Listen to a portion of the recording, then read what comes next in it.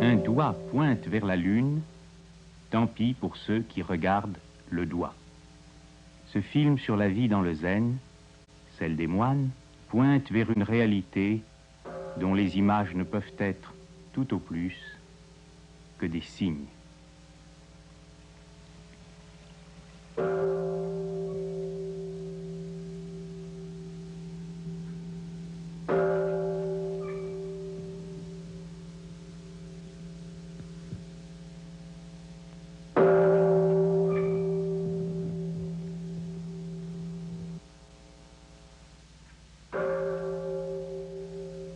Autrefois, les jeunes moines à la recherche de la vérité se rendaient de temple en temple pour y rencontrer les sages qui incarnaient cette vérité. Aujourd'hui, c'est un maître itinérant, Taisen Deshimaru, qui nous conduit avec lui de monastère en monastère, où il est invité pour donner l'enseignement que lui-même a reçu de son propre maître, Kodo Sawaki. Lorsqu'un visiteur aborde un monastère zen, après avoir rendu hommage au Bouddha et au fondateur de la communauté, il salue les tombes des abbés qui se sont succédés et ont transmis à travers les siècles une flamme qui éclaire les hommes depuis 2500 ans.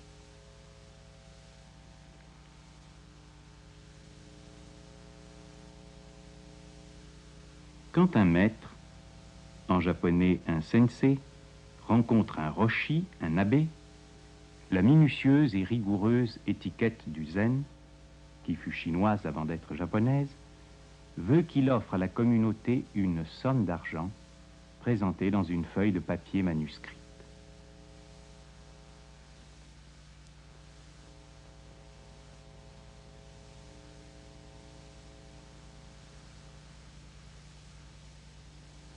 Ce présent est reçu par le roshi comme un service de la doctrine et de l'œuvre du Bouddha.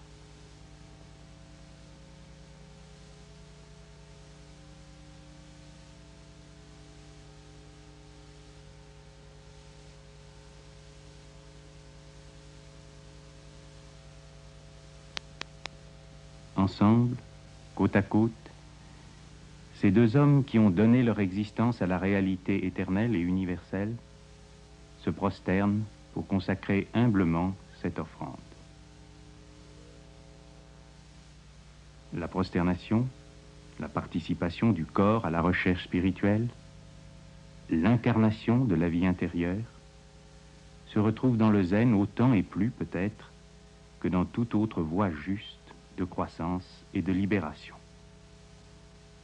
Alors seulement, avec infiniment de respect et de considération, ces deux moines japonais, ces deux maîtres zen, se saluent et s'inclinent l'un devant l'autre.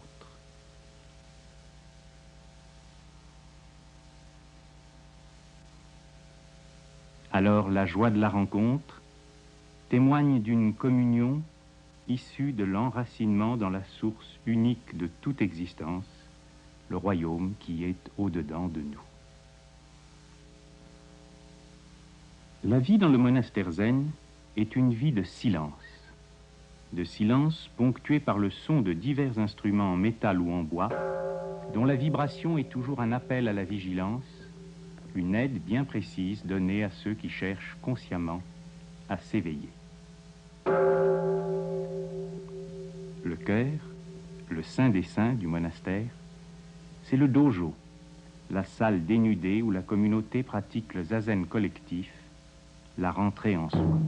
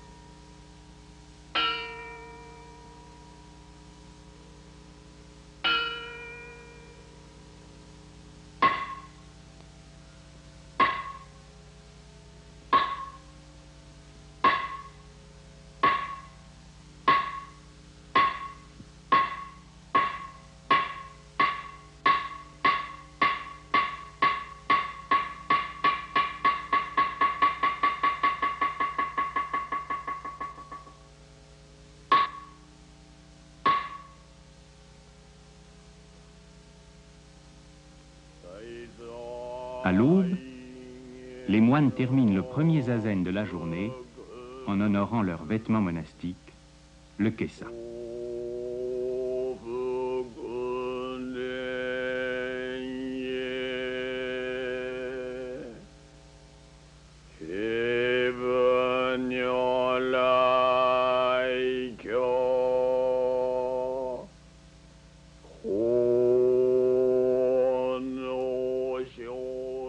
Transmis de maître à disciple depuis le Bouddha, l'habit fait le moine.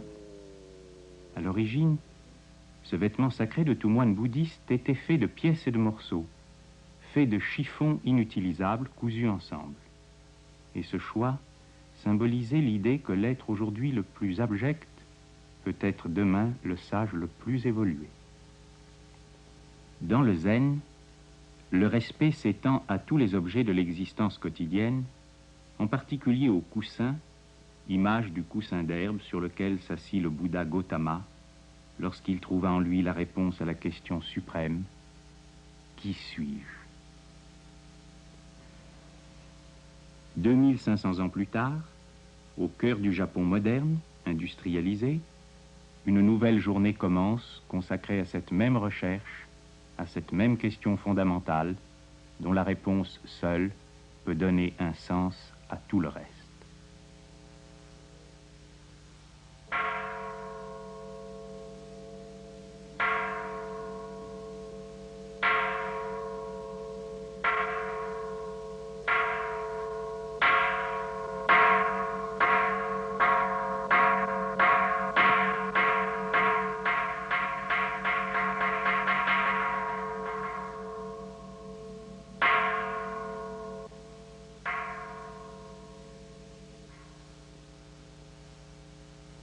Comme à tant d'autres époques, comme dans tant d'autres civilisations, d'autres religions, hors de toute religion, ces hommes ont fait un choix, ces hommes se sont engagés.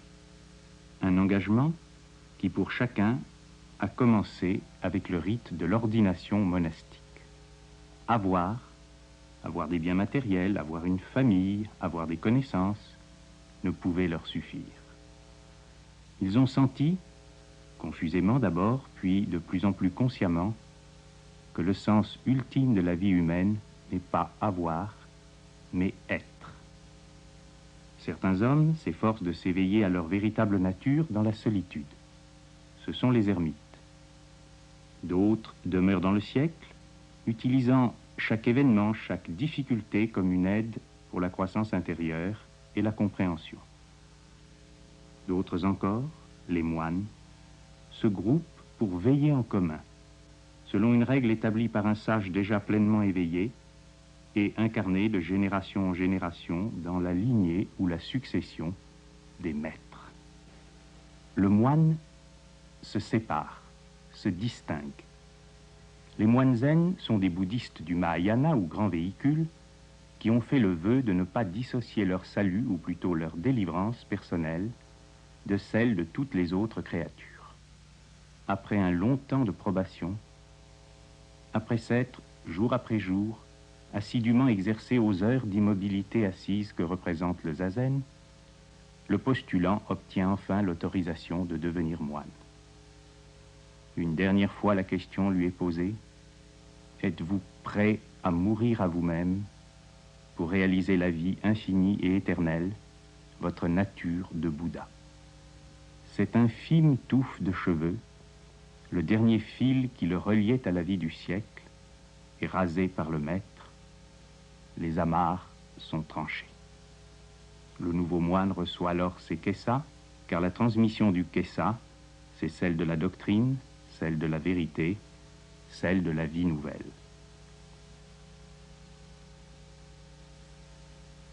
Désormais, de semaine en semaine, de mois en mois, d'année en année, les moines seront régulièrement soumis à la tonsure, comme le sont aussi les nonnes.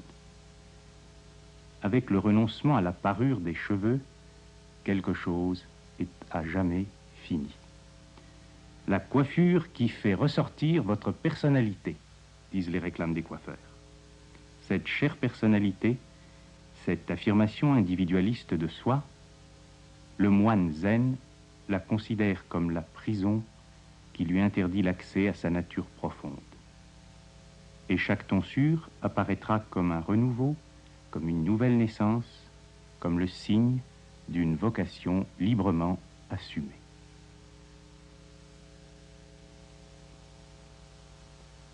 Seul celui qui a déjà parcouru le chemin de l'éveil peut guider ceux qui veulent s'y engager à sa suite. Comme dans toutes les voies, comme dans tous les enseignements ésotériques, la relation du maître au disciple est un des fondements du bouddhisme zen.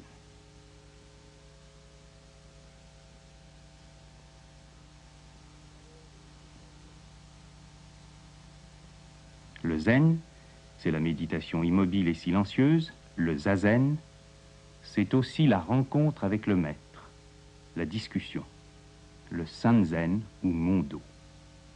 Dans la branche Rinzai du zen, l'accent est mis sur les questions posées par le maître au disciple, dans le zen Soto, sur les questions posées par le disciple au maître.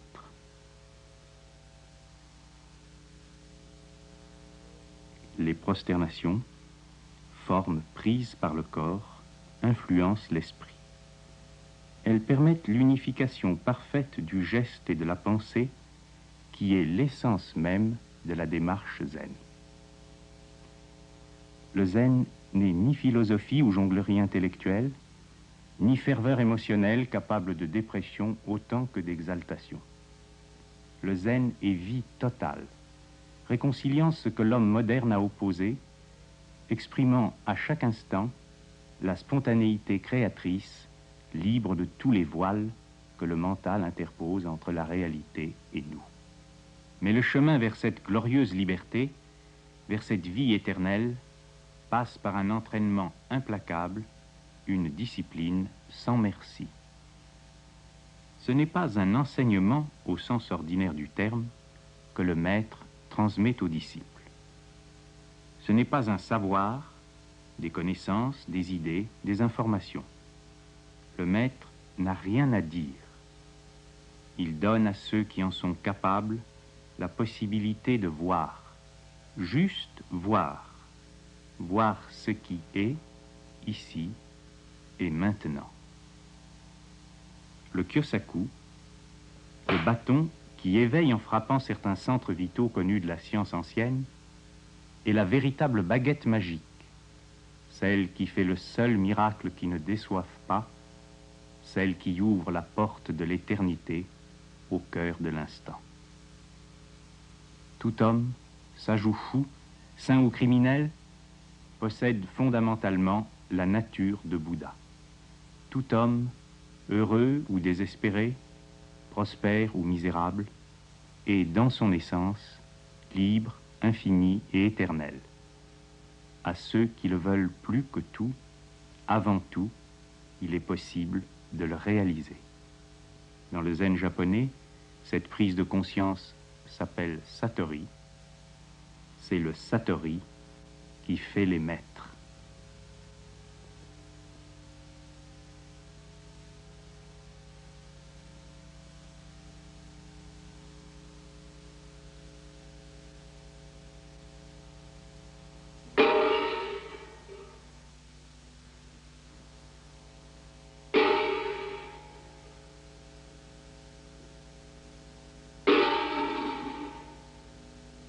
Le satori, c'est l'expérience même qui fut celle du Bouddha Gautama Sakyamuni.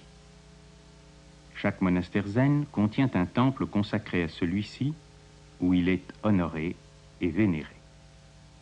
Le zen a commencé historiquement en Inde il y a 2500 ans parce qu'un homme de naissance princière, devenu ascète et yogi, s'est un jour assis, immobile, au pied d'un arbre, décidé à trouver en lui la réponse à toutes les questions.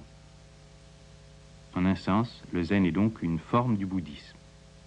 Mais c'est aussi une vie, la vie, au-delà de toute forme religieuse, au-delà de tout dogme, au-delà de tout rite, l'expérience libératrice par excellence.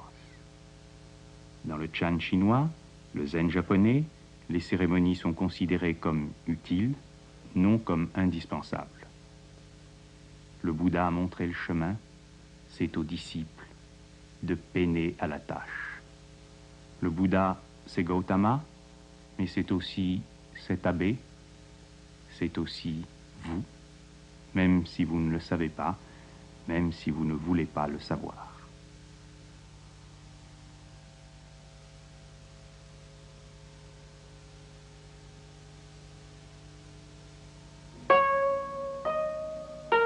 Considéré comme une école du bouddhisme Mahayana, le zen coexiste au Japon avec le tantrisme Shingon, le Tendai, le bouddhisme de Nichiren, le culte d'Amitabha.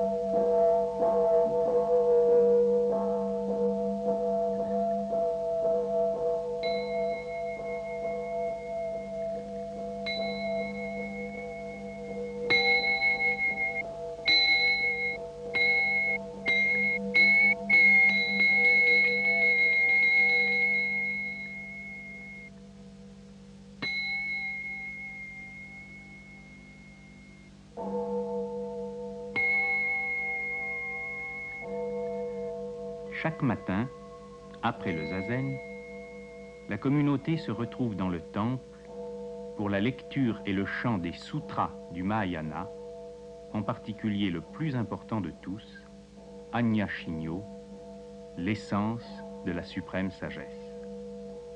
Si le dojo de zazen, exclusivement réservé aux moines, est rigoureusement interdit aux visiteurs, le temple et les cérémonies quotidiennes sont par contre accessibles aux laïcs.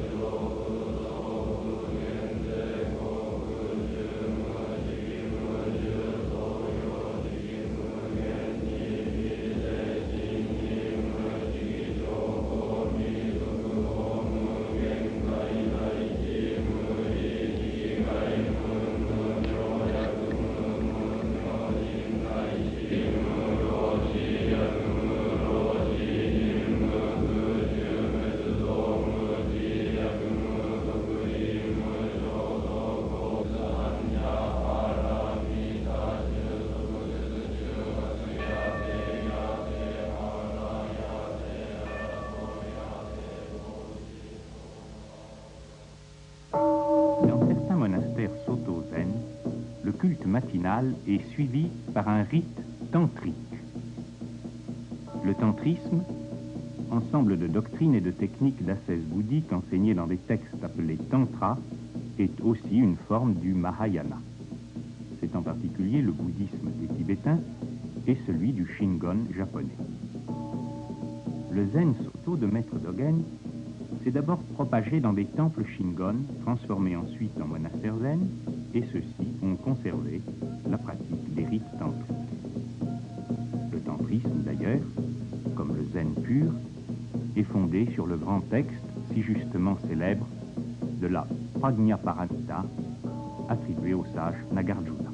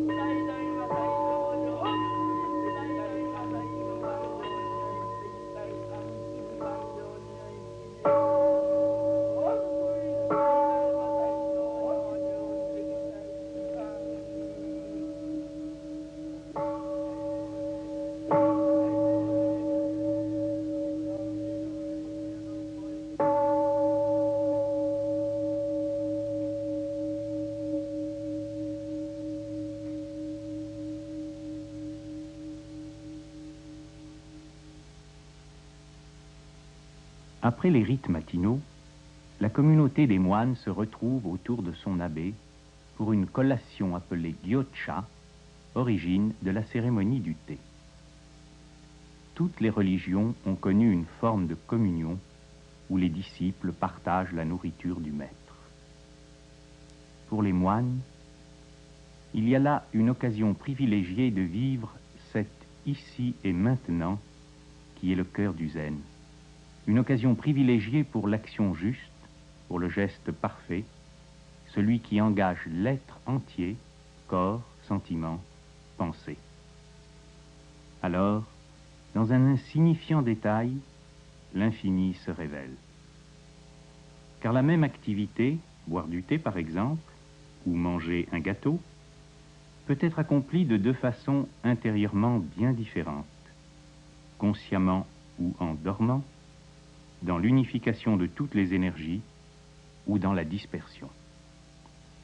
Ceux qui sont vigilants ne meurent pas, a dit le Bouddha, mais les inattentifs sont déjà comme morts. Le moine, le thé, le fait de boire ne sont plus qu'un.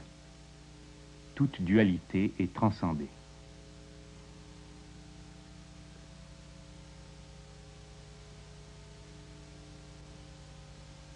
Mais avant que la grâce suprême de la spontanéité ne nous soit donnée, un effort soutenu sans relâche est nécessaire. Un effort qui fait de toute l'existence une œuvre d'art, un accomplissement de beauté et d'harmonie.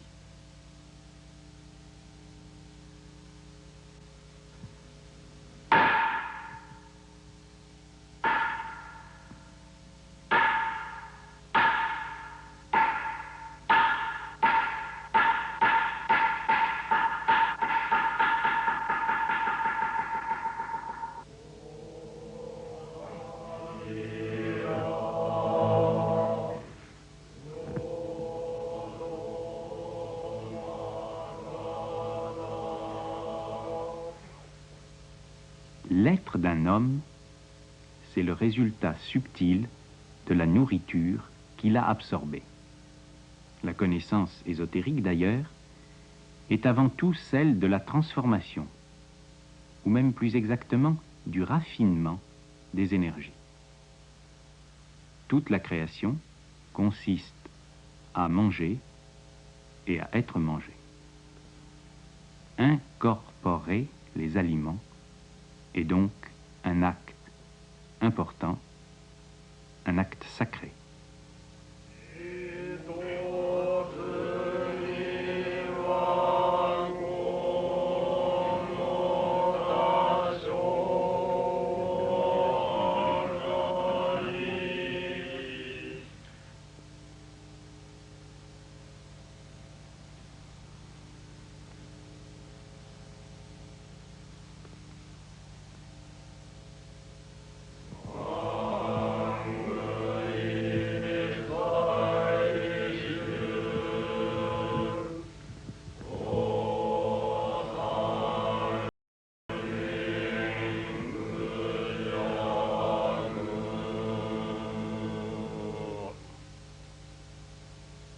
Quand j'ai sommeil, je dors, quand j'ai faim, je mange, dit la tradition du zen.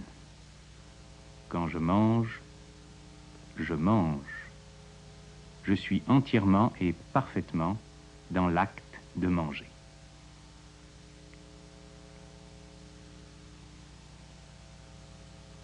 Aucune activité, aucune place n'est pour le moine indigne de la vérité du zen. La salle de bain commune est aussi un lieu où souffle l'esprit. La propreté du corps est signe tangible de la pureté intérieure, et le moine ne commencera à se déshabiller pour prendre son bain qu'après les prosternations et les invocations.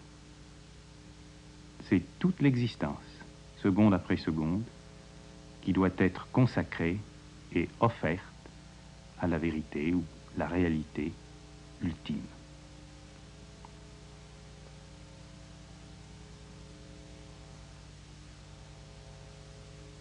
Même les toilettes, les latrines, renferment aussi une statue de divinité, statue qui peut très souvent être une sculpture de grand prix.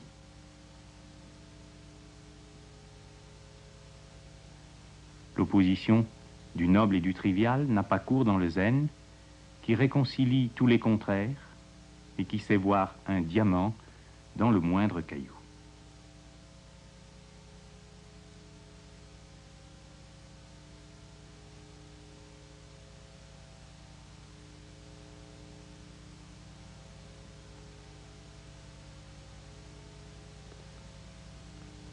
À la porte du dojo, un écriteau indique que les moines sont en méditation. Nul ne saurait alors franchir le seuil du lieu sacré, ni troubler le plus grand des mystères, la découverte par chacun, en chacun, de l'unique fondement de toute vie.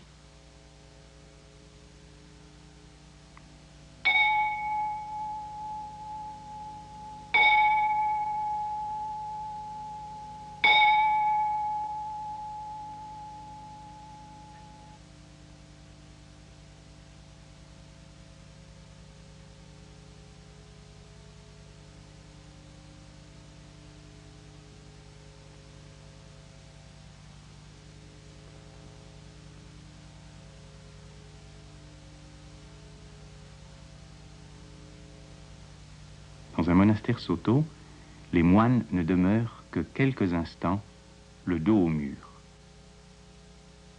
Le zazen se pratique face au mur, sauf pour le chef du temple, pour l'abbé, et pour le chef du dojo.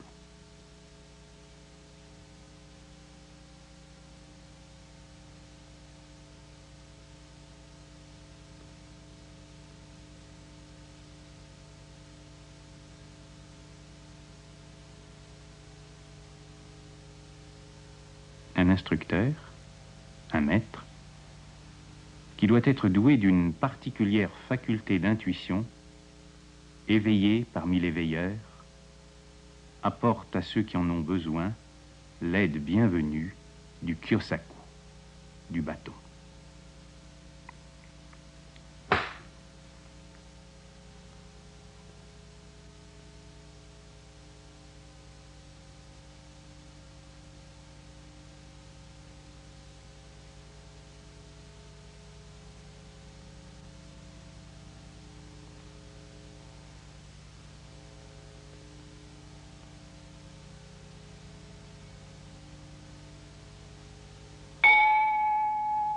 Puis, le zazen fini, le lourd rideau de toile noire est lentement relevé.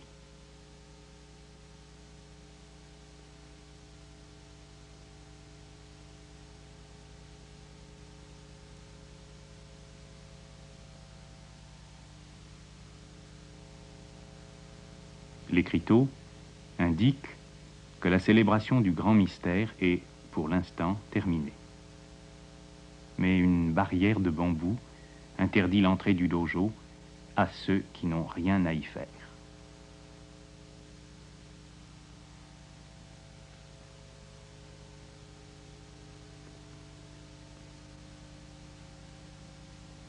Deux jeunes novices ont obtenu le privilège d'étudier le zazen auprès de Sensei Deshimaru. Le zazen, c'est d'abord une attitude physique, une posture du corps. Pousser le sol avec les genoux, pousser le ciel avec la tête. Colonne vertébrale droite, légère cambrure, menton rentré.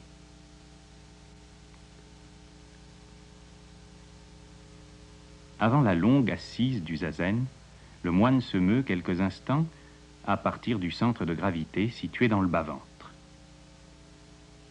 Le zazen étant, en tout cas dans le Soto, une activité collective, une activité qui se pratique en chœur, chaque moine le commence en saluant dans chaque direction du dojo les autres disciples.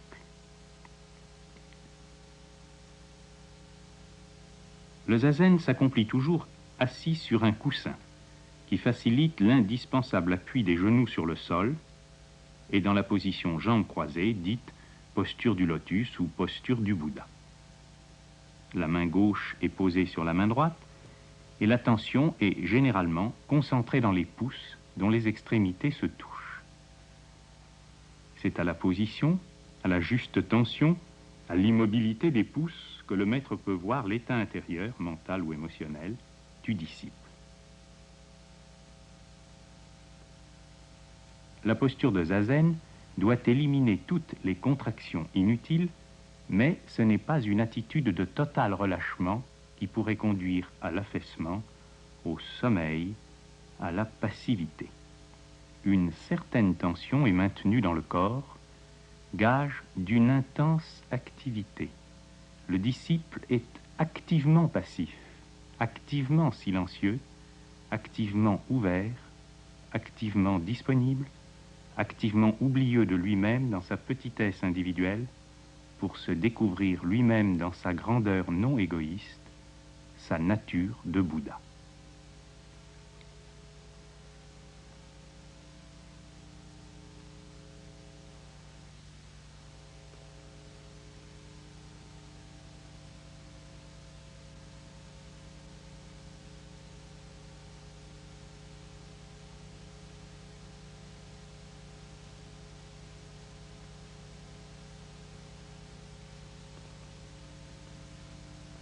Le débutant, le moine novice, oscille entre la contraction et la mollesse, entre la tension inutile et la torpeur, toujours menacé de retomber dans son sommeil et ses rêves. Mais le maître, lui, ne dort pas.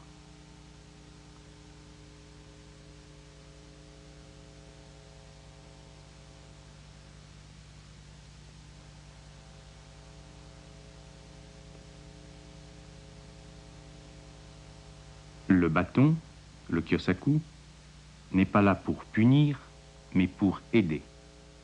Parfois c'est le maître qui prend l'initiative du coup, parfois c'est le disciple qui demande à recevoir celui-ci. N'importe qui peut frapper avec un bâton, n'importe qui ne peut pas frapper avec le kyosaku. Connaître le point précis de l'épaule qui doit être touché demande science et maîtrise. Autant de disciples, autant de nature et de tempérament. Chacun doit être minutieusement guidé dans sa voie à lui, selon ses qualités et ses défauts, ses dons et ses lacunes.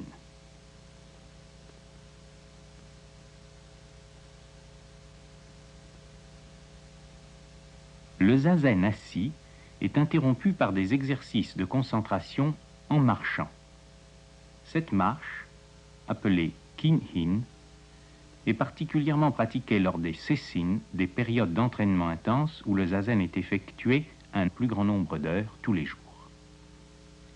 L'expiration, lente et prolongée, correspond à une tension. Le pied avant appuie sur le sol. Pendant ce temps d'expiration, la stabilité du moine est inébranlable, car la concentration de l'énergie se fait dans le bas-ventre, dans le hara. En même temps qu'il expire, au lieu de rentrer le ventre, le moine pousse au contraire les intestins. L'inspiration, correspondant au changement de pied, est un moment sans tension, un moment d'extension. C'est à l'inspiration, par exemple, que dans la pratique des arts martiaux, l'adversaire se révèle vulnérable. La position des mains, c'est le retournement de leur position dans la posture assise. Les paumes font maintenant face au sol. Pas plus dans le zen qu'ailleurs, la maturation ne s'effectue sans effort et une pratique assidue est indispensable.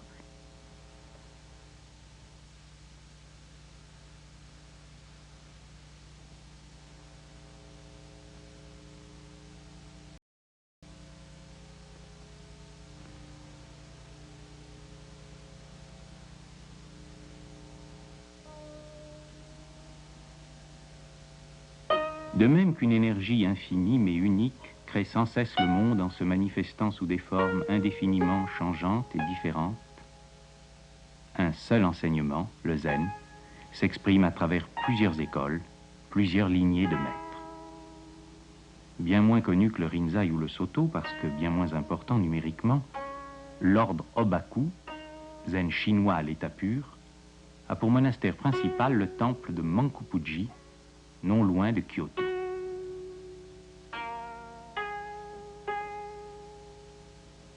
Aujourd'hui, un de ses dignitaires les plus connus est le Roshi, l'abbé Murache Gemmyo. C'est un homme actif, réputé pour les travaux qu'il a fait entreprendre.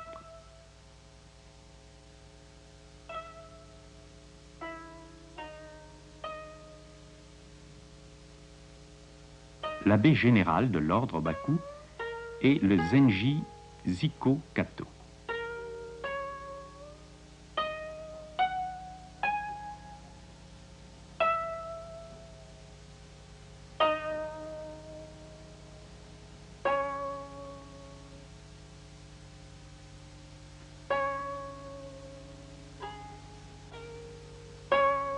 Le titre suprême de Zenji est confirmé par l'empereur du Japon lui-même.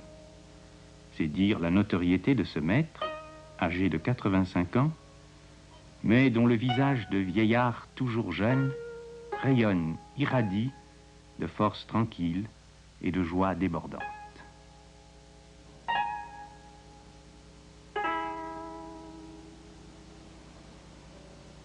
Le temple le plus célèbre de l'ordre Rinzai et le monastère d'Engakuji à Kamakura. Le Rinzai, beaucoup moins centralisé que le Soto, est lui-même composé de nombreuses lignées traditionnelles.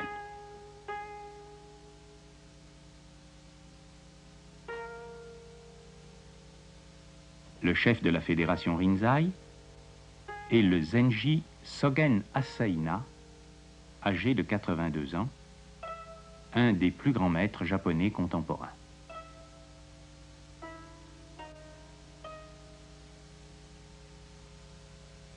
Liberté, sagesse, paix. Oui, mais quel chemin pour en arriver là, à travers ce que la tradition du Zen a toujours appelé le grand doute et la grande mort. Au temple de Nanzenji, à Kyoto, réside un autre maître Rinzai, le Roshi Zenkei Shibayama. Shibayama Roshi est l'auteur d'un remarquable petit livre, traduit en anglais, A Flower Does Not Talk, où nous pouvons lire ces mots qui donnent leur véritable sens à son sourire et à sa tranquille sérénité. Dans le Zen, l'homme doit aller au-delà de la dernière extrémité de lui-même et désespérer de lui-même comme de quelqu'un qui n'a aucune possibilité de s'en sortir. Trouver le vide en soi vient de cette expérience la plus amère qui, du gouffre du désespoir et de l'agonie, nous jette bas, corps et âme, devant l'absolu.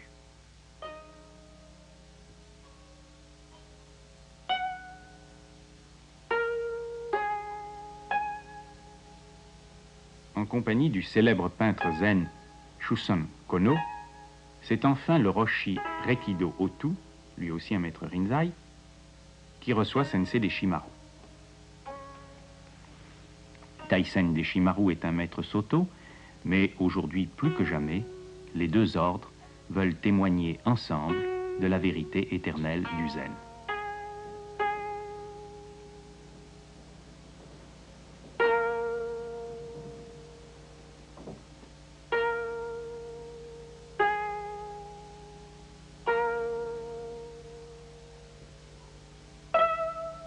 L'originalité du Rinzai, et ce qui le distingue à certains égards du Soto, est la méditation solitaire, individuelle, sur les koan. Le koan, technique d'éveil intérieur, est une proposition dont le sens véritable ne peut en aucun cas être saisi par le mental ordinaire, mais qui ouvre la porte de la réalisation transcendance mentale, la réalisation non dualiste.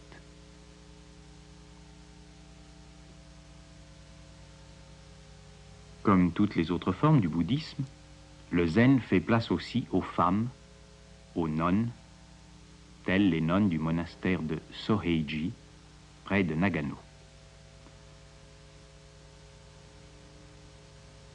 En livrant au ciseau la parure de leurs cheveux, en renonçant à une certaine forme d'affirmation de soi-même, ces femmes se sont, elles aussi, engagées.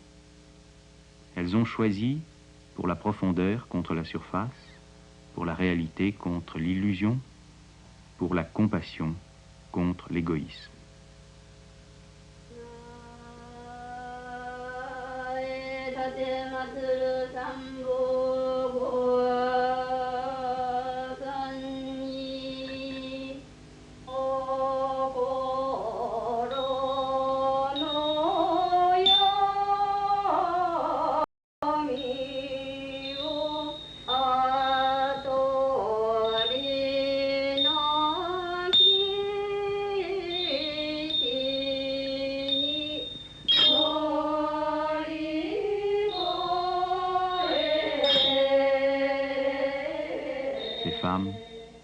Ne seront ni des épouses, ni des amantes, ni des mères.